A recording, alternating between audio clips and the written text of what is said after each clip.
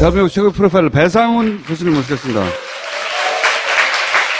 배상훈 교수님을 이렇게 딱 2년 전에 저희가 마티즈 사건을 다뤘어요. 딱 2년, 정말 딱 2년 전입니다. 그런데 새로운 단서가 등장을 해서 그때 당시에 3회 연속으로 다뤘거든요. 3주간에 걸쳐서 다뤘는데 새로운 단서가 등장해가지고 사람들이 많이 잊어버렸어요. 이 사건 굉장히 중요한 사건이라고 봐서 저희가 오늘 2년 전에 다뤘던 걸 압축해서 정리해서 한 번에 머릿속에 넣어드리겠습니다. 그러기 위해서 교수님과 당시 안행위 간사로서 최전선에서 활약했던 정청래 의원님 당시에는 국회의원이었어요. 지금 아니지만. 그래서 제법 활약했어요. 그때 크게. 새로 나온 소식이에요. 상토투성이다. 자살이 아니다. 당시는 외상이 없다고 그랬어요. 발표가. 아무런 외상이 없다. 그래서 자살이라고 하고 끝났거든요. 근데 아버지가 상처가 너무 많다. 몸이 저렇게 당했으면 오죽할까 싶어서 부검을 해달라고 그랬다. 그리고 염을 하는 사람도 알아봤다. 알아봤다는 얘기는 이제 구타를 당했거나 온몸에 상처, 얼굴에 상처가 날 만큼 뭔가 외상이 있었다는 거죠, 한마디로. 근데 그때 왜 그런 얘기를 못했냐? 임 과장, 당시 사망한 임 과장의 딸이 육사에 있었거든요. 그래서 피해가 있을까봐, 며느리가, 임 과장의 부인이죠. 며느리가 말려서 못했다. 그래서 이 인터뷰를 하고 나서 추가 인터뷰를 하려고 많은 언론들이 접촉을 했을 거 아니에요. 이 인터뷰를 처음 한 CBS도 다시 접촉을 하고, 근데 이제 연락이 두절됐어요. 그렇죠? 이것을 단독 특종한 임상훈 기자인가 그런데 노컷뉴스 CBS. 저하고 통화를 했는데 후속 취재를 위해서 임 과장 아버지한테 접근을 했는데 아버지가 안 하겠다고 했고요. 그래서 요 이상은 나오지 않는데 일단 새로운 단서가 나왔잖아요. 외상이 없었다고 끝냈거든요. 사건을. 기억하시죠? 교수님. 외상이 없었다고 하는데 실제로는 이제 몸에 상처가 많이 있고 얼굴에도 있었다라고 하는데 이제 그것이 이제 검안 당시에 나타날 수 있는 것은 여러 가지 가능성은 일종의 멍이죠, 멍. 그러니까요. 멍은 이제 시간이 지나면서 피하 출혈이 바깥으로 나타나는 부분이 있으니까 아마 아버님께서는 그걸 보셨을 거고 차 안에서 발견될 당시는 옷을 입고 있었기 때문에 그거는 발견하지 못했을. 제가 직접 시신을 봤습니다. 사진 찍어온 것을 경찰이 2장의 사진인데요. 처음에 찍었다고 하는 게 소방에서 찍은 거고 한 시간 몇 분 후에 경찰이 또 찍었어요. 12시 50분경에 찍었는데 소방이 찍은 사진은 이게 이제 운전대입니다. 임 과장 시신은 여기 기아가 있죠. 기아가 있으면 이 얼굴 묶고 이 상태로 사진을 찍혔는데 이렇게 하니까 귀 정도 보이고요. 얼굴은 잘 안 보였습니다. 근데 두 번째 경찰이 찍은 사진은 이게 시체가 올라와 있었어요. 이렇게. 의원님 안 들려요. 그냥 약간 올라와 있어서 옆모습 정도가 보였는데 눈, 코, 입은 보이지 않는 그런 상태의 시신 사진이었어요. 그 상태가 여러분이 보시는 초기 상태라고 보여지지만은 방송에 계속 나온 거를 유심히 보시면은 여러분도 느끼실 수가 있는 게 뭐냐면 마티즈 앞유리가 약간의 2번의 타격이 있습니다. 전면을 보면은 깨져 있나요? 예, 아니 깨진 게 뭐냐면은 앞유리가 타격이 2개 있는 것을 잘 생각해 보시면요. 구조대가 갔어요. 근데 안에 사람이 죽었는지 살았는지 몰라요. 그러면은 유리를 깨서 안을 구조를 해야 되는 입장이잖아요. 그러면은 뒷자리에 있으면 앞유리를 깨요. 앞자리에 있으면 뒷유리를 깨요. 왜 그러냐면은 이게 변사 현장이기 때문에 시신이나 그리고 혹시 살아있을 수도 있는 거예요. 그러면 상처를 줄 수 있단 말이에요. 2년 전에 다 파파에서 한 얘기인데 빠른 시간 내에 복습을 하자면 이건 앞으로 다른 매체에서 안 다룰 것 같아서 짧게만 짚고 넘어갈게요. 해킹팀이라는 프로그램을 이탈리아에서 산 거죠. 근데 이 회사 최대 주주가 미국 대사였어요. 굉장히 이상한 지점이라고 생각해서 주목했었는데 그 이후의 연관성은 몰라요. 하여튼 미국 대사예요. 제가 조사한 바에 하면. 주 이탈리아 미국 대사인가요? 아니면? 그렇죠. 주 이탈리아 미국 대사가 이 회사의 최대 주주예요. 뭔가 이 미국 첩보기관하고 연결이 됐을 것 같고, 뭐 어쨌든 그렇습니다. 냄새가 난다. 이것도 주목해서 볼 내용이다. 그 다음에 당시에 포탈의 네이버에서는 해킹팀을 치잖아요. 그럼 유령 해킹팀이 떴어요. 연관 검색어를 안 떴다고요. 네이버에서는 끝까지 이 사건이 흐지부지 사라질 때까지 이렇게 떴어야 되거든요. 해킹팀을 치면 국정원 해킹팀, 아이폰 해킹팀, 김원준 해킹팀 이게 정상이거든요. 사람들 이러는 거 치고 있으니까. 당시에 파파이스 이걸 다뤘으니까 이런 검색어도 있었겠죠. 그래서 네이버 관련해서 우수한 얘기들 우리가 해왔지만 또 하나의 이거 누가 통제하는구만 하는 정황 중에 하나고 그냥 쳐보면 안 나옵니다. 당시 실제 해본 거 캡처한 거고요. 당시 기준으로 사건이 막 난리 났을 때 또 다른 프로그램도 사용했어. 이것뿐만 아니라 국정원의 감찰 프로그램으로 이건 뭐냐면 이때 사건이 어떻게 불거진 거냐면 해커들이 이 해킹팀 회사를 해킹을 했거든요. 그래서 그 해킹팀 회사가 관리하고 있던 메일 서버니 뭐니 통째로 다 인터넷에 올려버렸거든요. 이게 내용이 뭐냐면 국정원 팀을 만난 다음에 내부 메일로 논의됐던 내용을 쓴 거예요. 뭐냐면 우리 경쟁자들 제품에 대해서도 거론을 했다. 그게 핀피셔, NSO 그룹 어쩌고저쩌고 하면서 쭉 내용이 있어요. 그러니까 국정원이 이런 프로그램에 대해서도 거론을 했다라는 내용인데 근데 핀피셔라는 회사의 제품도 해킹을 당했어요. 그 전해에. 그때 해킹해서 뿌려버린 것 중에 하나가 뭐냐면 이 프로그램이 어느 지역에서 사용되고 있느냐 통계치 또 자료를 뿌렸거든요. 그때 한국도 있었어. 그러니까 이 해킹 프로그램도 국내에 쓰고 있다는 거지. 국정원이. 그리고 당시에 시티즌 랩이라고 민간에서 하는 그 랩이 있어요. 그 랩에서 또 무슨 얘기를 했냐면 이제 사찰에 쓰이는 프로그램에 대한 보고서를 낸다고요. 거기에 보면 이런 장비에 대해서 뭐 설명을 해요. 근데 이런 장비가 어디서 쓰이냐 쭉 해가지고 한국에서 쓰죠. 이 장비는 원래는 트래픽 관리용인데 이거를 사찰용으로 쓴대요. 근데 이때 동시에 나왔던 것들이거든요. 그러니까 국정원이 해킹팀 프로그램만 이제 문제가 됐지만 실제 그 메일을 자세히 읽어보면 국정원은 다른 해킹 프로그램과 장비를 쓰고 있다는 내용들이 그 메일 속에도 나와요. 이게 거론이 안 돼서 다시 한번 거론해 둡니다. 뭐 한국에 쓰이고 있다. 그리고 나라텍이 이상하다. 그때 얘기했었는데 나라텍은 이 제품을 들여온 중개상입니다. 중개상인데 이것도 역시 그쪽 내부 메일 이 국정원과 미팅을 한 후에 주고받은 내부 메일이 일부 공개된 거예요. 보면 커미션을 보통 15% 20% 주는데 나나텍한테는 33%를 주라고 합의를 했다. 이상한 거예요. 생각해보세요.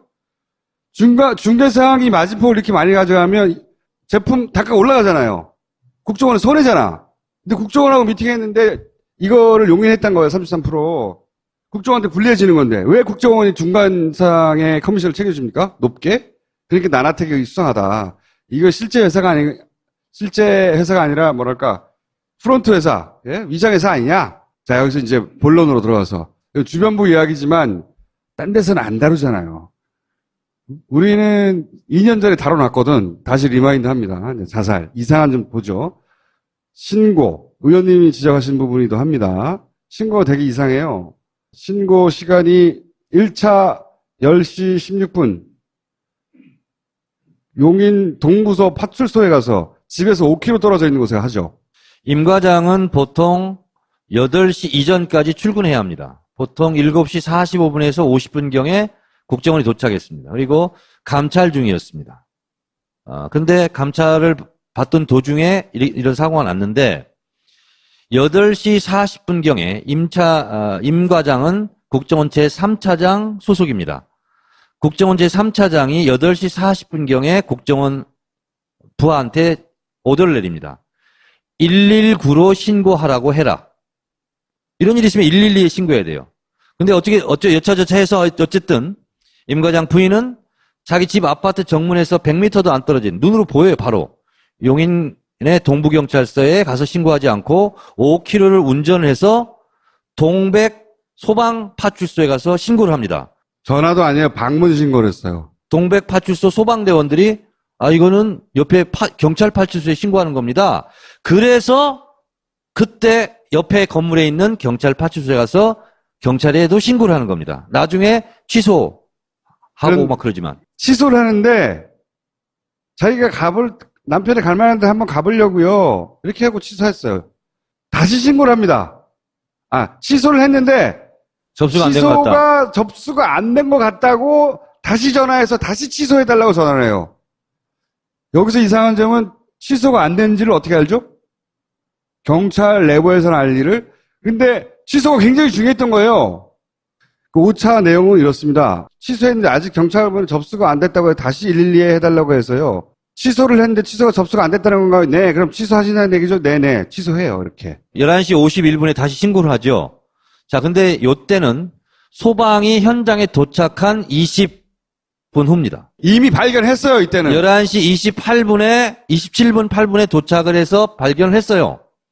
그런데 소방은 발견한 상태에서 부인은 다시 112에 취소했다가 다시 신고하는 겁니다.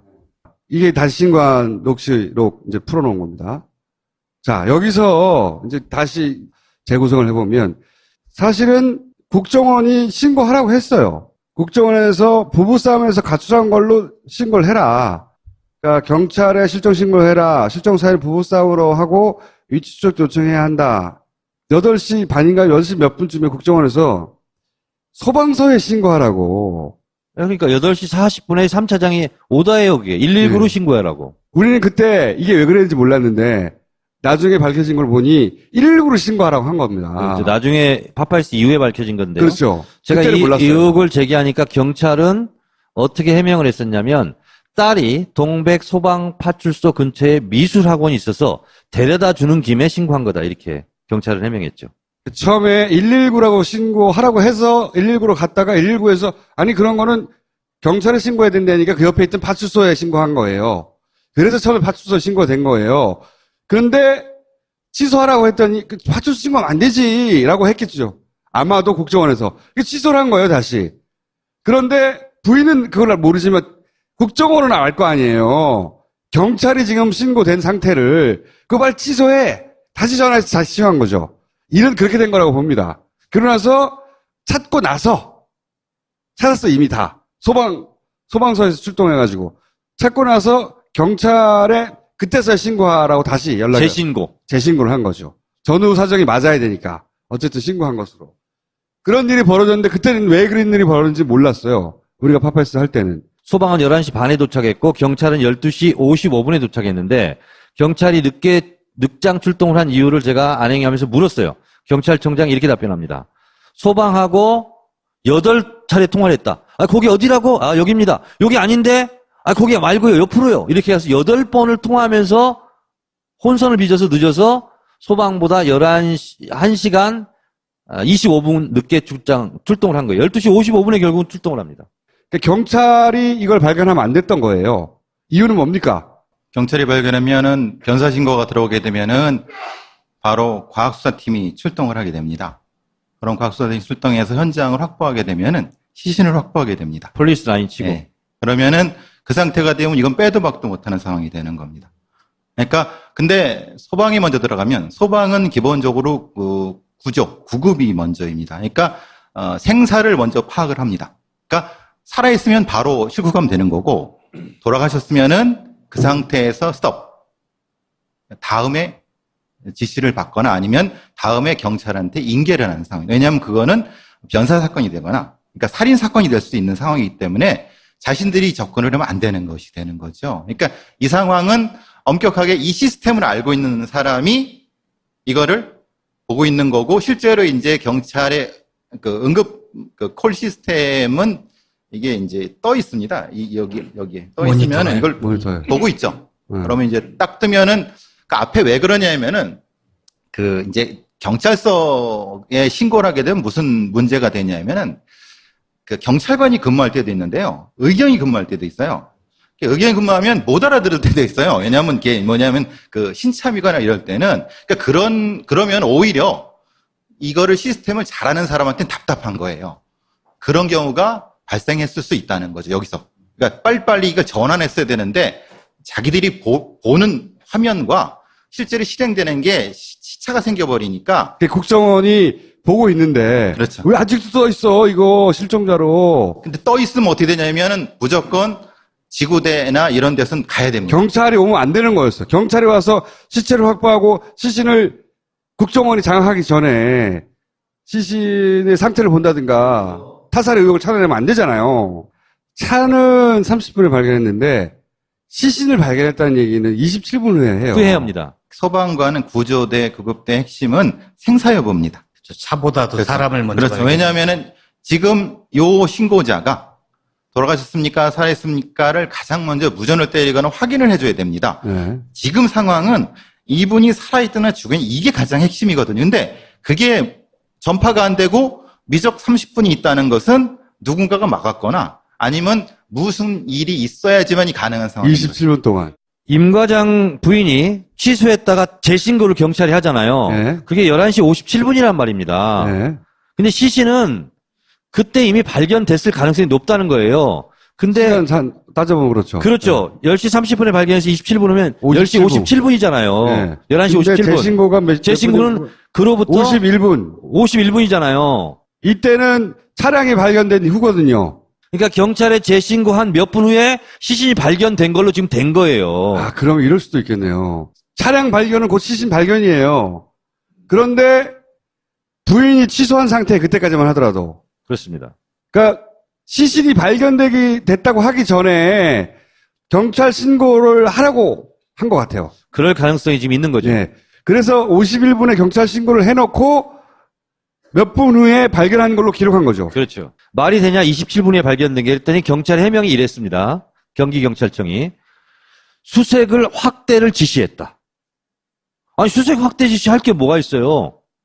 마티 차량 달랑 있는데 그 안에 시신이 있는데 그러니까 항공모함이라는 얘기가 나오죠. 예. 그 수색하고 막 수색 확대 지시하고 하느라고 경황이 없어서 27분 후에 시신 발견한 경찰 거였다. 해명은 말하지 말자고요. 말도 안 되니까 다. 말도 안 되니까. 저는 네. 그때 아까 말씀드린 뒷자리에서 앞자리로 옮겨놨을 가능성이 높다고 봅니다. 처음엔 예. 발견하고 뒷자리에서 앞자리로 옮긴 이유가 무엇일까? 우리가 보통 번개탄 자살을 할 때 앞자리에 앉아 있는데 번개탄을 뒤에 놓는 이유는요. 복사율이 강합니다. 번개탄이라는 데가. 여기 번개탄이 있고 내가 있으면 뜨겁습니다. 그렇겠죠, 이게 이제 당연히. 열이 확산되는 게 아니라 차라는 게 사실은 쇳덩어리거든요. 이게 툭 치고 나옵니다. 열이라는 게. 그래서 이제 보통은 그런 면 때문에 이게 뜨거워서 보통은 많이 보면은 뒷자리에다 튀어놓고 자살을 많이 하거든요. 그러니까 앞자리에 튀어놓고 뒤에 갑니다. 그러니까 같은 자리에 놓고 자살하지 않는다. 너무 예. 뜨거워서. 근데 이제 상황이 안 좋은 겁니다. 왜냐하면 시신을 뒤에 놨을 때는 번개탄을 어디 놔야 되면 앞에 놔야 되는데 번개탄을. 리포트는 번개탄이 뒤에 있거든요. 아. 그럼 이게 어떻게 되냐면 뒷자리에 앉아 있을 수가 없거든요. 그러니까 번개탄으로 자살한 현장을 많이 본 사람들의 입장에서는 번개탄을 뒤에 놓고 뒷좌석에 앉았다는 게 말이 돼? 라고 누군가 지적을 한 거죠. 그렇죠. 그러니까 번개탄 자리를 옮길 수가 없죠. 이미 탔으니까. 그러니까 이제 시신을 앞자리로 옮겨 놓느라고 시간이 걸린 게 아닐까. 그리고 그게 끝나기 직전에 이제 발견됐다고 기록하기 전에 부인한테 이제 신고하라고 한 게 아닐까. 그러니까 경찰이 빨리 오면 안 되기 때문에 이런 일이 벌어졌다. 신고 시간이 취소되고 하는 거. 당시 무전이 왔다 갔다 하는 기록이 있는데 중간에 거미줄 친다는 표현이 나와요. 거미줄 친다는 표현은 무전 끄고 다른 통신수단, 휴대폰이나 다른 걸로 얘기하자는 얘기거든요. 거미줄을 왜 쳤냐라고 이제 그때 당시에 의원님이 따졌어요. 아니, 무전으로 얘기하면 되는데 왜 쳤냐. 그런데 휴대폰으로 하려고 했다고 그랬는데 거기는 휴대폰이 잘 안 터지는 지역이다라고 다시 지적을 한 거죠. 11시 30분에 소방이 현장에 들어갑니다. 그리고 그 상태에서 무전기로 거미줄을 친다고 얘기합니다. 거미줄을 친다는 얘기는 무전을 끄고 핸드폰을 하겠다는 겁니다. 무전 기록을 이제 뒤진 거죠. 의원님이. 내라고. 거미줄 몇 번에 나갑니다. 거미줄 나갈게요. 라고 자기들끼리 얘기하다가 그럼 자기들끼리도 그런 얘기해요. 전화기가 잘 안 터지는 지역이라고. 거미줄을 쳤다는 게 다른 어떤 통신수단을 사용했을 텐데 그건 모르겠어요. 뭔지는. 그렇지만 휴대폰은 아니었다. 국회에 나와서 네. 자기들이 핸드폰을 했다고 또 얘기를 해요. 그러니까 기록에 남지 않는 통화가 필요했다. 근데 당시에. 핸드폰이 자기들이 뭐라고 증언했냐면 될 때도 있고 안 될 때도 있었습니다. 이렇게 얘기하더라고요. 근데 저는 그때 우리 보좌관들하고 갔을 때 저는 앞에 쭉 나가고 보좌관들이 여기 이렇게 전화하니까 안 돼요. 전화가. 그래서 안 되는 지역을 처음부터 안 게 아니라 가서 해보니까 안 되더라고요. 그 무전 내용을 숨겨야 할 필요가 있었다는 거죠. 예, 그 내용이고, 그리고 또 이제 이런 내용도 있습니다. 나중에 밝혀진 내용 중에 하나가 뭐냐면, 파파이스 끝나고 나서, 위치 추적 장치가 이미 깔려있기 때문에, 임 과장은 신고할 필요가 없는 거예요. 국정원 입장에서는. 자기들 그냥 찾아가면 되는 겁니다. 겉으로 보기에는 본인이 자살하기 위해서 나가가지고 부인이 신고해서 찾아낸 걸로 만들고 싶었던 거죠. 그러나 실제 국정원은 그 직원이 어디인지 정확하게 알고 있었다. 처음부터 끝까지 다. 다 쇼였던 거죠, 쇼. 위치 추적 장치를 가지고 있었단 말이죠. 또 하나는 마티즈를 즉시 폐차합니다. 다음날. 사망신고 아직 안 했는데 폐차부터 해요. 마티즈가 남아있었다면 정말 많은 것들을 밝힐 수 있었을 텐데, 마티즈는 사망한 다음날 폐차됩니다. 사망한 다음날 폐차된 거는 JTBC가 특종으로 잡아냈는데, 국정원 직원이 와가지고 폐차를 의뢰해요. 폐차한 업체는 국정원 거래처였고, 그리고 이제 그 국정원 직원이 와가지고 매부라고 하면서 뻥치면서 했다는 거. 뉴스가 포탈에 특종이 나면 올라오죠, 기사가 바로바로. 혹은 생중계 칸도 있고. 요 기사는 안 나옵니다. 그때. 그렇게 포탈에 노출이 안 돼요. 그래서 찾아보면 이런 댓글이 달려있어. 왜 이게 댓글 하나도 없냐, 묻혀있냐? 기사를 찾을 수가 없어. 이 기사는 숨겼어요, 그때 당시에. 그 기사가 보도되는 건 막을 수 없었는데, 포털로 퍼지는 건 막았어요. 기사를 숨겨버렸어요, 그때 당시, 이 기사는. 그리고, 아까 얘기했지만, 좌석 변경됐다는 게 있었고, 그죠? 그 다음에, GPS 값이 변경됐다는 얘기도 한번 나옵니다. 소방도 10시 17분에 위치 추적을 했으면 길어봤자 20분이면 도착해야 됩니다. 그러니까 10시 37분이면 도착해야 되는데 11시 30분에 도착합니다. 1시간 늦어요. 그 이유가 바로 이거예요. GPS 값이 변경됐다. 다시 말해서 산 77번지로 치고 갔는데 못 찾았다는 거예요. 사망 지점은 화산이 34번지예요. 아까 제가 얘기했죠? 외길로 연결돼가지고 화산이 34번지든 산 77번지든 그냥 치면 가는 거예요. 둘 중에 아무 데나 가면. 근데 이것 때문에 혼선이 있었다고 하면서 결국은 위치 추적한 다음에 1시간 20분 만에 도착을 하는 겁니다. 차량 발견 시간 30분인데 27분 후에 차 발견 즉시 CC 나와야 되는데 27분에 CC 발견했다고 보거든요. 이게 말이 안 되고 용인소방서가 아닌 경기도 재난안전본부에 출동을 했다. 이것도 이례적이고 그 관할에서 와야 되는데 왜냐하면 당시는 소방은 40대 남성이거든요. 예. 성명미상의 남성인데 신고는 40대 성명미상이기 때문에 특별히 경기도 재난본부에서 올 필요가 없는데 동네에서 가면 되는데 재난본부에서 왔다는 거예요. 자, 그리고 아까 얘기했듯이 5km 떨어진 파출 신고했고 진입 초기 28분 동안에 CCTV가 없다. 제가 고민 들었던 건 저겁니다. 시체 강직 문제인데요. 시체 강직이 의원님 말씀하신 것처럼 너무 뜨거든요. 그러면 만약에 임 과장이 거기서 죽었을까? 그러니까 사람이 죽게 되면은 어느 시간 이후에 시체가 굳습니다. 왜냐하면 피가 안 돌기 때문에 사후 강직. 사후 강직이 되는데 사후 강직 이후에 이제 시체 강직이 풀립니다. 왜냐하면 이게 이제 썩기 때문에. 근데 그 시간이 거의 의학에서는 큰 차이가 없습니다. 물론 온도에 따라서 있지만, 근데 너무 여기서 사망 시간과 발견 시간 사이에 너무 이게 좁다는 겁니다. 그러면 제가 조금 상상을 한번 해봤습니다. 이 두 가지 섞어보면은, 다른 곳에서 만약에 임 과장이 돌아가신 다음에, 어떻게 옮겼을까? 여기로. 당시 사망 추정 시간 2시간 전이라고 발표한 것보다 훨씬 더 전에 사망했을 것 같다. 우리가 보통 이제 밝은 날에 시체를 일반 차로 옮길 수 있을까? 그래서 이게 간덩어리가 붙지 않는 한 사실 힘들다고요? 그렇죠. 제일 쉬운 방법이 뭘까? 그래서 고민을 했어요. 앰뷸런스 아니에요? 그렇죠. 자, 더 놀라운 것은 화산리 버스 정류장이 차가 돌아다니는 2차선이고 거기서 산길로 올라가서 한 1km 정도 가야 그 마티즈 차량 발견된 지점인데 진입을 합니다, 이제. 마티즈 차량 있는 대로. 마티즈 차량에 진입하는 순간부터 역으로 전 28분 폐쇄로 동영상이 면도칼로 잘라진 것처럼 사라집니다. 이건 우리 파파이산 이후에 우리 국회에서 따졌을 때 나온 일입니다. 27분이 없댔잖아요. 앰뷸런스가 도착하고 나서 초기에 27분 CCTV가 없다는 얘기를 한 거예요. 자, 그런데 문제는 며칠 전에 JTBC 특종을 한 것이 뭐냐면 임 과장이 마지막으로 문자 메시지를 보내다가 중단하다가 끝난 것이 사망 당일 7월 18일 1시 30 몇 분이에요. 23분. 새벽. 23분인가요? 예, 예, 예. 자, 그러면 그때 그리고 이 문자를 다 못 보내요. 자, 그리고 마티즈는 6시 23분에 마지막으로 찍혀요. 그러면 이게 불과 몇 시간이냐면 5시간이에요. 핸드폰을 문자를 보내다가 안 보낸 시간과 마티즈 차량이 발견된 게 6시 23분이거든요. 저기 CCTV 찍힌 게. 예. 그렇죠. 예. 그럼 5시간 차이거든요. 문자 보내려고 하는 거하고 네. 마티즈 마지막 발견된 거하고. 그러니까 이상하다는 거예요, 저는. 근데 마티즈 차량을 발견하고 사망을 했다라고 그 소방이 확인한 것은 11시 30분부터 그로부터 한 25, 6분 후예요. 그러면 그때 죽은 건 아닐 거 아니야. 사후 강직이 나타났으면 11시 반 적어도 몇 시간 전, 서너 시간 전. 그게 그런데 6시 23분 경이라는 거예요. 부친이 확인한 몸에 난 상처, 그리고 이동한 CCTV에 찍힌 걸 봤을 때 다른 작전팀이 이미 도착해 있어갖고 임 과장을 설득 겸 압박을 하다가 어떤 이유 때문인가 사망하게 됐거나, 그 이제 뭐 만약에 자살하지 않았다고 하면은 이게 의원님의 그 시간대고, 제가 보기에는 조금 더 다른 거면은 사후강직을 좀 넓게 보면은 오히려 그 장소 자체는 트릭이다. 앞쪽에 다른 부분이 있어야 된다. 왜냐하면 사후강직이 너무 범위가 넓어갖고 이게 그렇게 할 수 있을까라는 고민이 지금 드는 거고요.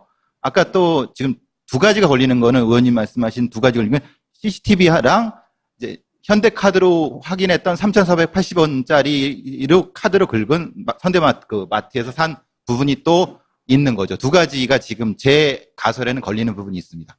그리고 차량을 봤더니 이제 첫 번째 도착한 소방장의 지문은 없고 두 번째 도착한 소방장의 지문만 있더라. 소방이 진출해서 처음에 마티즈 차량 문을 연 사람은 신모 소방장이고 두 번째 문을 연 사람은 권모 소방장인데 첫 번째 문 연 사람 지문은 없습니다. 두 번째 문 연 권모 소방장 지문만 있습니다. 그리고 식별이 가능한 게 권모 소방장이고요. 또 임 과장 지문입니다. 2개예요. 나머지 확인되지 않는 쪽지문이 17개가 있어요. 자, 쪽지문은 확인할 수 없다. 그래서 수사를 안 했습니다. 근데 여러분 며칠 전에 뉴스 기억나십니까? 태완이법 2부에 그 살인에 대한 공소시효가 없어져서 쪽지문으로 범인을 잡았다. 한 일주일 전 뉴스가 나오죠. 쪽지문이 17개가 있었어요. 근데 이거 수사하지 않습니다. 유서도 이상했어요. 유서 보세요. 사찰은 전혀 없었습니다. 자살하지 말아야지. 유서에는 자살의 이유가 없어요.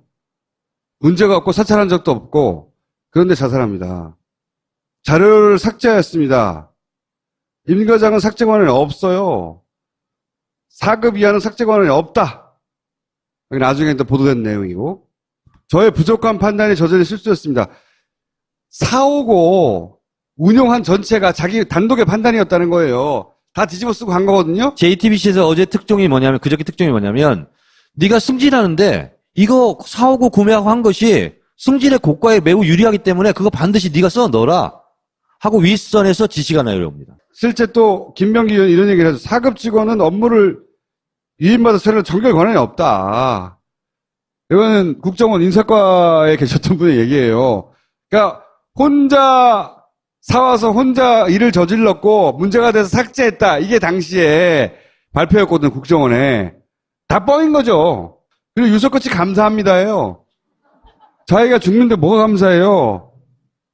유서들이 쭉 나가다가 잘 보세요. 다 칸이 이렇게 딱 맞는데 여기 칸만 칸이 틀려져요. 이렇게. 그리고 꺽쇠가 들어갑니다. 국정원이 하다가 꺽쇠 직원이. 이거를 이 칸대로 썼어봐요. 저줄이 없어야 되는 겁니다. 요 앞줄 선대로 썼어봐요. 이 꺽쇠가 들어갈 자리가 없어요. 여기에 꺽쇠 넣어서 이 단어를 삽입할 줄 어떻게 알아요, 자기가? 어떻게 알고 미리 칸을 위로 올립니까? 이거는 누가 써준 걸 보고 쓴 거예요. 그래도 요 부분을 요렇게 꺽쇠로 쳐냈으니까 요 공간을 마련하기 위해서 위로 올린 거예요, 글을 쓰게. 국자를 쓸 때는 직원을 꺽쇠로 넣을 걸 몰라야 되는 거야, 자기는. 다른 데는 줄이 다 맞는데 여기만 요렇게 삑 올라가요, 이렇게. 일찍이 제가 주장했던 게 뭐냐면 어떤 의혹을 제기했냐면 이건 유서라기보다는 혹시 국정원에서 쓴 자술서가 아닐까? 그리고 그것이 유서로 둔갑한 것은 아닐까라고 첫 장이. 제가 의혹을 제기한 바 있습니다. 여기까지가 의원님 말씀이 말씀. 뒤쪽은 가족에 대한 건데 그렇죠. 여기까지는 의원님 말씀. 저도 이게 자술서나 아니면 무엇인가라는 네. 겁니다. 자살을 하는데 딸에게 사랑한다 하트 3개 막 그리고 지금 자살할 아버지예요. 하트를 3개 그려놨어요. 써준 거다. 누가. 그리고 본인이 진짜로 죽는다고 생각하지 않았다 당시에는. 라고 생각한다라고 말하세요.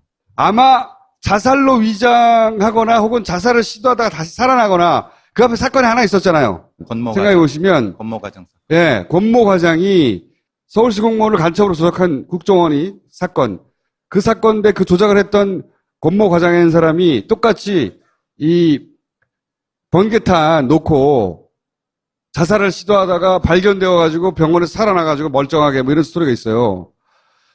그 모델대로 하자고 설득한 게 아니었을까. 그때 기소를 피했죠. 그래서 네.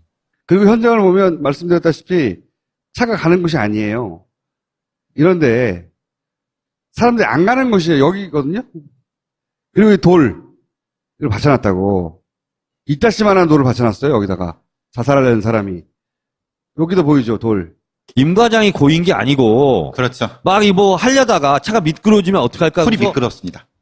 왜냐면 밀립니다. 자중이 낮아갖고 네. 이 마티즈는 밀립니다. 차가 사실은 자살하기 위해서 갔다 왔죠. 혼자. 그러면 자기가 자살할 거잖아요. 그럼 사이드 브레이크 올리고 자살하면 끝인데 마티즈 뒤에 돌을 막 개어놨거든. 움직이지 말라고. 말씀하셨듯이 무슨 작업을 하다가 차가 흔들렸거나 밀려서 내려갔거나 미끌려서 자기가 금방 죽을 건데 거기다 돌을 왜 고요. 자, 앞뒤가 조금씩 맞춰서 가죠, 더. 그리고 또 있어요. 이 차가 CCTV 요 삼거리를 올라가는 길이 있는데 그 바로 직전 건물에 CCTV 한 대 있습니다. 거길 지나가요, 차가. 근데 다시 돌아와요. 둘 중에 하나죠. 여기를 몰라. 어딘지 모르는 데가 자살하는 게 말이 돼요? 저렇게 올라가가지고. 어딘지 모르면 찾을 수 없는 곳이에요. 그게 아니면 이 차가 지나갔어야 하는 이유가 있었거나 지나갔다가 다시 돌아오거든요. 그러니까 소방대가 화산리 버스 정류장에 도착했을 때 국정원 직원이 반바지 차림으로 왔잖아요. 거기 기다리고 있었잖아요. 자, 그 바로 앞인데. 그 다음에 이것도 있었죠. 발견됐는데 이렇게 범퍼 가드가 있고 번호판은 녹색이었는데 당시 공개됐던 CCTV를 보면 범퍼 가드가 안 보인다. 그리고 하얀색 아니냐. 뭐 한참 논란이 됐었어요. 근데 이거 해상도 문제다. 뭐 이러면서 왜냐면 아무리 확대해봐도 범퍼 가드 안 보이거든. 당시 확대해서 찍어도 이게 진짜 해상도 문제야? 이렇게까지 안 나올 수가 있나? 그랬거든요. 그래서 경찰이 똑같은 차종으로 실험도 해요. 여기가 이게 CCTV 위치예요. 여기가 버스 정류장이고 녹색이고 이게 마침 고맙게도 왜 고맙다고 하냐면 당시 경찰에 실험을 합니다. 왜냐면 이게 하도 논란이 됐으니까요. 이 가짜다 뭐 차가 바뀌었다 뭐 이게 오리지널 CCTV의 녹색이고요. 이게 경찰이 내놓은 실험 CCTV의 녹색이에요. 살짝 조정했네. 색깔을 날렸잖아. 네, 넌 날렸네. 녹색을. 이게 이제 녹색으로 차량을 보냈는데도 하얀색으로 보이지 않느냐. 이 CCTV로는 이걸 보여주려고 한 건데 이게 아마도 처음에는 녹색으로 보였나 봐. 경찰 실험에서도. 그러니까 이 색깔을 날리니까 같은 녹색이 날아간 거야, 이게. 그러면서 여기 보세요. 여기서는 화질이 떨어져서 모르겠는데 여기 노란색으로 보이거든요. 원래 CCTV에서는. 여기는 하도 색깔을 날려가지고 경찰이 실험 동영상이라고 내놓은 건 하얀색으로 보여요. 차선도. 색상이 날아갔어요. 보세요. 원본에는 범퍼가 안 보여요. 보이잖아, 검은 거. 화질이 나빠도 뭐 있잖아, 여기에. 뭐 있단 말이에요, 여기. 자세히 안 보여도. 그래서 이 실험으로도 해명이 안 됐다고 보는데 해명이 됐다고 넘어갔어요, 당시에.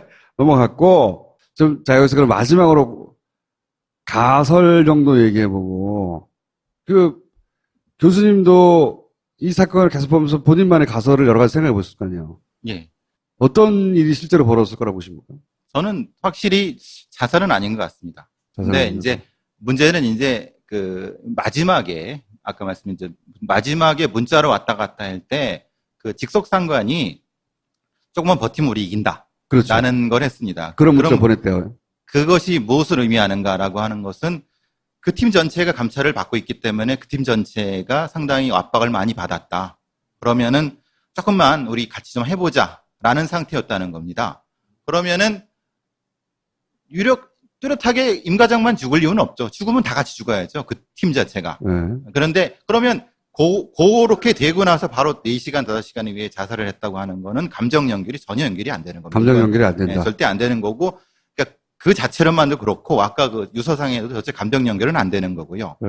그러면 이제 문제는, 여러 가지 뭐 다른 부분에서 임 과장이 죽음으로써 해결될 수 있는 많은 문제들이 있기 때문에 이렇게 뭐 조용히 처리를 해야 되지 않았는가라는 생각을 하는데, 제가 사실 고민했던 부분은 어디서 임 과장이 돌아가셨는가가 저한테 가장 고민이었고요. 그러니까 저 발견된 장소에서 사실은 사망했느냐, 아니면 다른 장소에서 사망을 옮겼느냐, 예, 예. 뭐 그런 가설. 예. 근데 뭐 그렇게 했다 하더라도 그럴 수는 있겠죠. 다른 데서 자살했고 네. 자살한 거를 갖다 놨다고 해도 그건 더 이상한 건데 네.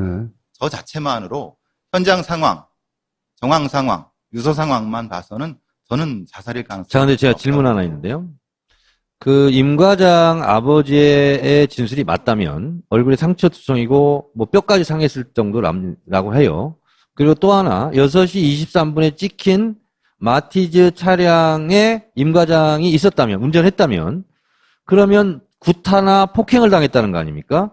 그럼 6시 23분 이후에 폭행을 당했다는 거예요. 왜냐하면 얼굴이 이렇게 상처 투성인 상태에서 마트에 들어가기는 어렵잖아요. 그럼 그때는 폭행을 안 당했다는 거 아니겠어요? 그럼 6시 23분 이후에 폭행을 당했다는 거예요.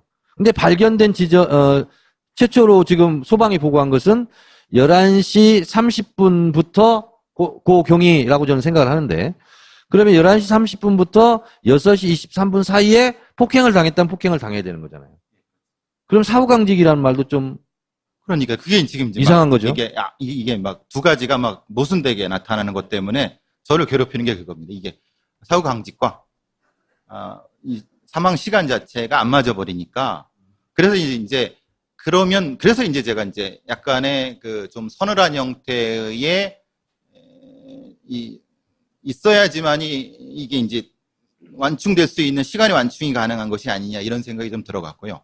근데 지금 5시간 정도에서나 보이는 사후강직이라면 생각해 보시면 발견한 시간으로부터 거슬러 올라가면 6시대잖아요.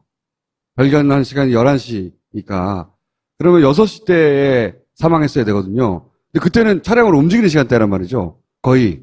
그러면 도착 즉시 죽어야 되는 거잖아요.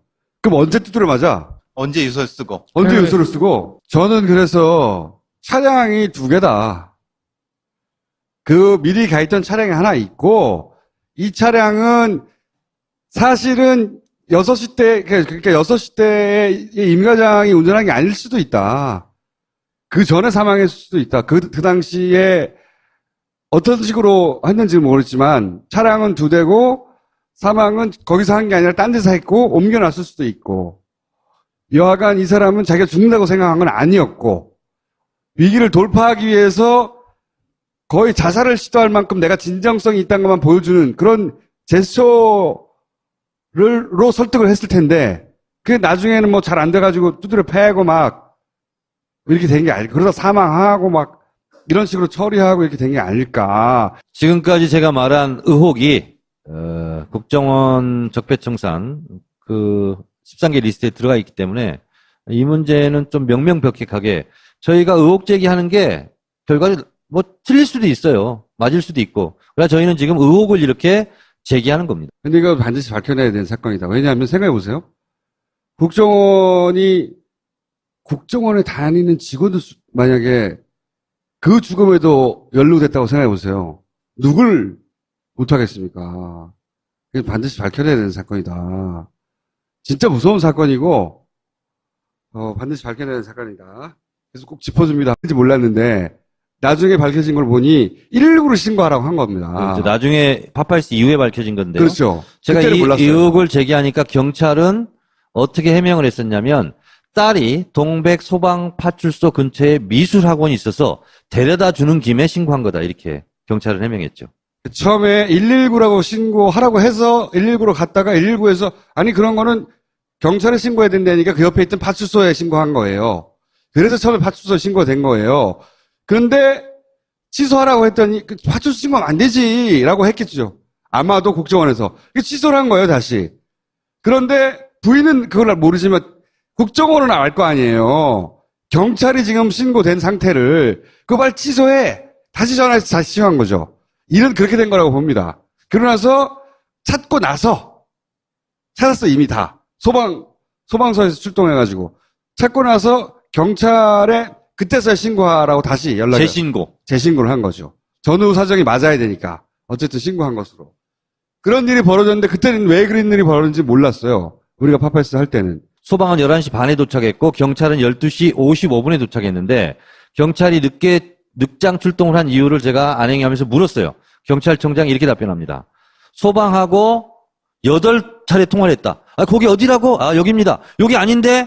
아, 거기 말고요. 옆으로요. 이렇게 해서 8번을 통화하면서 혼선을 빚어서 늦어서 소방보다 1시간 25분 늦게 출동을 한 거예요. 12시 55분에 결국은 출동을 합니다. 그러니까 경찰이 이걸 발견하면 안 됐던 거예요. 이유는 뭡니까?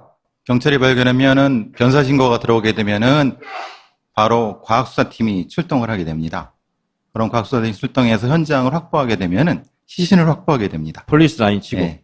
그러면은 그 상태가 되면 이건 빼도 박도 못하는 상황이 되는 겁니다. 그러니까 근데 소방이 먼저 들어가면 소방은 기본적으로 그 구급이 먼저입니다. 그러니까 생사를 먼저 파악을 합니다. 그러니까 살아있으면 바로 실구가면 되는 거고 돌아가셨으면은 그 상태에서 스톱. 다음에 지시를 받거나 아니면 다음에 경찰한테 인계를 하는 상황. 왜냐하면 그거는 변사 사건이 되거나 그러니까 살인 사건이 될 수 있는 상황이기 때문에 자신들이 접근을 하면 안 되는 것이 되는 거죠. 그러니까 이 상황은 엄격하게 이 시스템을 알고 있는 사람이 이거를 보고 있는 거고 실제로 이제 경찰의 그 응급 그 콜 시스템은 이게 이제 떠 있습니다. 여기에 떠 있으면 이걸 모니터에. 보고 있죠. 그러면 이제 딱 뜨면은 그 앞에 왜 그러냐면은 그 이제 경찰서에 신고를 하게 되면 무슨 문제가 되냐면은 그 경찰관이 근무할 때도 있는데요. 의경이 근무할 때도 있어요. 의경이 근무하면 못 알아들을 때도 있어요. 왜냐하면 그게 뭐냐면 그 신참이거나 이럴 때는 그러니까 그러면 오히려 이거를 시스템을 잘하는 사람한테는 답답한 거예요. 그런 경우가 발생했을 수 있다는 거죠. 여기서. 그러니까 빨리빨리 이걸 전환했어야 되는데 자기들이 보는 화면과 실제로 실행되는 게 시차가 생겨버리니까 국정원이 보고 있는데 그렇죠. 왜 아직도 써 있어 이거 실종자로. 근데 떠 있으면 어떻게 되냐면은 무조건 지구대나 이런 데서는 가야 됩니다. 경찰이 오면 안 되는 거였어. 경찰이 와서 시체를 확보하고 시신을 국정원이 장악하기 전에 시신의 상태를 본다든가 타살의 의혹을 찾아내면 안 되잖아요. 차는 30분에 발견했는데 시신을 발견했다는 얘기는 27분 후에 해요. 후에 합니다. 소방관은 구조대, 구급대 핵심은 생사 여부입니다. 차보다도 그렇죠. 사람을 먼저 그렇죠. 왜냐하면은 지금 요 신고자가 돌아가셨습니까? 살아있습니까?를 가장 먼저 무전을 때리거나 확인을 해줘야 됩니다. 네. 지금 상황은 이분이 살아있거나 죽으니 이게 가장 핵심이거든요. 근데 그게 전파가 안 되고 미적 30분이 있다는 것은 누군가가 막았거나 아니면 무슨 일이 있어야지만이 가능한 상황입니다. 27분 동안. 임 과장 부인이 취소했다가 재신고를 경찰이 하잖아요. 네. 그게 11시 57분이란 말입니다. 네. 근데 시신은 그때 이미 발견됐을 가능성이 높다는 거예요. 근데 시간 따져보면 그렇죠. 그렇죠. 10시 30분에 발견해서 27분이면 57분. 10시 57분이잖아요. 네. 11시 근데 57분. 재신고가 재신고는 그로부터 51분. 51분이잖아요. 이때는 차량이 발견된 후거든요. 그러니까 경찰에 재신고한 몇 분 후에 시신이 발견된 걸로 지금 된 거예요. 아, 그럼 이럴 수도 있겠네요. 차량 발견은 곧 시신 발견이에요. 그런데 부인이 취소한 상태 그때까지만 하더라도. 그렇습니다. 그러니까 시신이 됐다고 하기 전에 경찰 신고를 하라고 한 것 같아요. 그럴 가능성이 지금 있는 거죠. 네. 그래서 51분에 경찰 신고를 해놓고 몇 분 후에 발견한 걸로 기록한 거죠. 그렇죠. 말이 되냐 27분에 발견된 게 그랬더니 경찰 해명이 이랬습니다. 경기경찰청이 수색을 확대를 지시했다. 아니, 수색 확대 지시할 게 뭐가 있어요? 마티즈 차량 달랑 있는데, 그 안에 시신이 있는데, 그러니까 항공모함이라는 얘기가 나오죠. 예. 그 수색하고 막 수색 확대 지시하고 하느라고 경황이 없어서 27분 후에 시신 발견한 경찰 거였다. 해명은 말하지 말자고요. 말도 안 되니까 다. 말도 안 되니까. 저는 네. 그때 아까 말씀드린 뒷자리에서 앞자리로 옮겨놨을 가능성이 높다고 봅니다. 처음엔 예. 발견하고 뒷자리에서 앞자리로 옮긴 이유가 무엇일까? 우리가 보통 번개탄 자살을 할 때 앞자리에 앉아 있는데 번개탄을 뒤에 놓는 이유는요. 복사율이 강합니다. 번개탄이라는 데가. 여기 번개탄이 있고 내가 있으면 뜨겁습니다. 그렇겠죠, 이게 이제 당연히. 열이 확산되는 게 아니라 차라는 게 사실은 쇳덩어리거든요. 이게 툭 치고 나옵니다. 열이라는 게.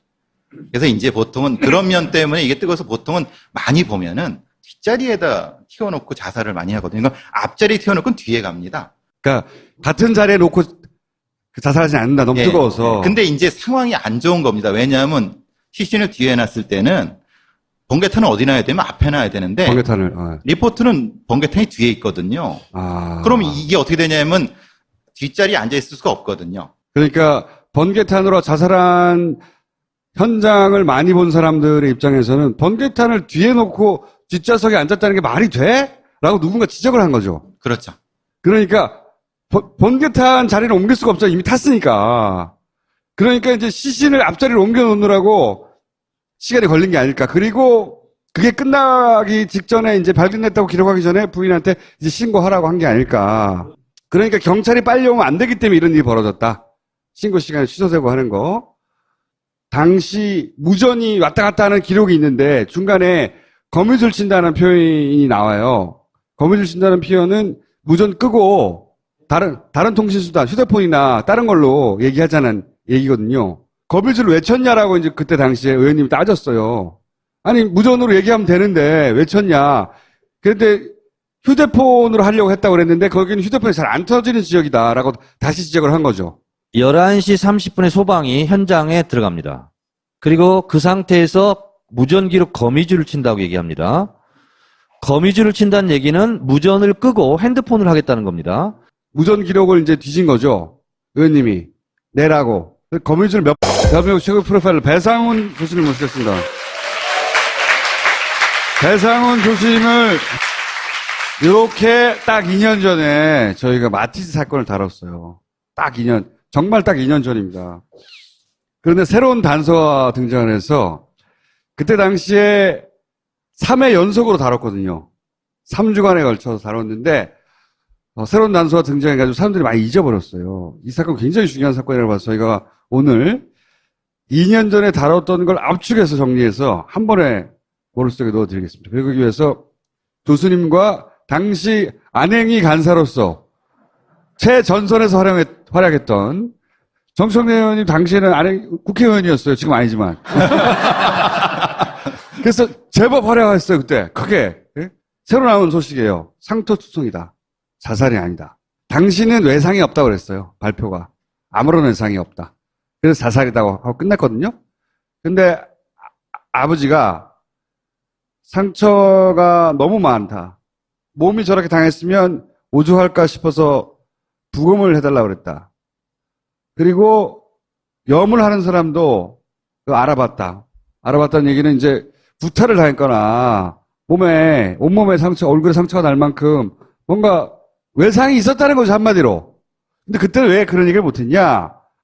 임 과장, 당시 사망한 임 과장의 딸이 육사에 있었거든요. 그래서 피해가 있을까봐, 며느리가, 임 과장의 부인이죠. 며느리가 말려서 못했다. 그래서 이 인터뷰를 하고 나서 추가 인터뷰를 하려고 많은 언론들이 접촉을 했을 거 아니에요. 이 인터뷰를 처음 한 CBS도 다시 접촉을 하고, 근데 이제 연락이 두절됐어요. 그렇죠?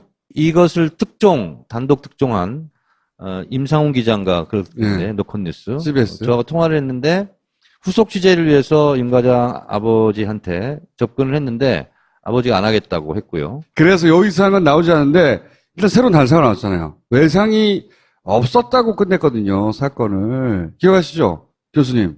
외상이 없었다고 하는데 실제로는 이제 몸에 상처가 많이 있고 네. 얼굴에도 있었다라고 하는데 이제 그것이 이제 부검 당시, 검안 당시에 나타날 수 있는 것은 여러 가지 가능성은 일종의 멍이죠, 멍. 그러니까요. 멍은 이제 시간이 지나면서 이 피하 출혈이 바깥으로 나타나는 부분이 있으니까 아마 아버님께서는 그걸 보셨을 거고 차 안에서 발견될 당시는 옷을 입고 있었기 때문에 그거는 발견하지 못했을 제가 직접 시신을 봤습니다. 사진 찍어온 것을 경찰이 2장의 사진인데요.